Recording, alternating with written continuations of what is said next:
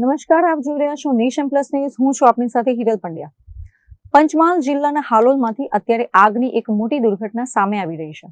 Halol Baroda bypass road પર આવેલી heritage હોટલની સામે એક ભંગાર અને સ્ક્રેપના ગોડાઉનમાં અચાનક ભીષણ આગ ભભૂકી ઉઠતા ધુમાડાના ગોટે ગોટા જોવા મળ્યા હતા.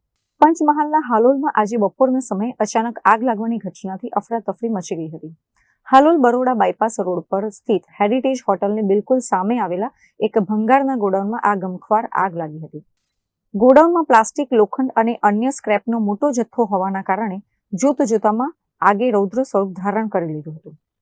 આગની તીવ્રતા એટલી વધારે હતી કે આસપાસના રહેણાંક અને કોમર્શિયલ વિસ્તારોમાં ધુમાડાના થર જામી ગયા હતા, જેના પગલે લોકોમાં ભયનો માહોલ જોવા મળ્યો હતો.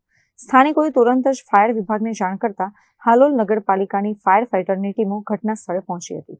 હાલમાં ફાયર વિભાગ દ્વારા પાણીનો સતત મારો ચલાવીને આગને વધુ ફેલાતી અટકાવવાના પ્રયાસો શરૂ કરવામાં આવ્યા છે. પ્રાથમિક માહિતી મુજબ ગોડાઉનમાં રહેલા સ્ક્રેપના મોટા જથ્થાના કારણે લાખો રૂપિયાનું નુકસાન થવાની પણ ભીતિ સેવાઈ રહી છે. સદનસીબે અત્યાર સુધી કોઈ જાનહાનિના સમાચાર પ્રાપ્ત થયા નથી.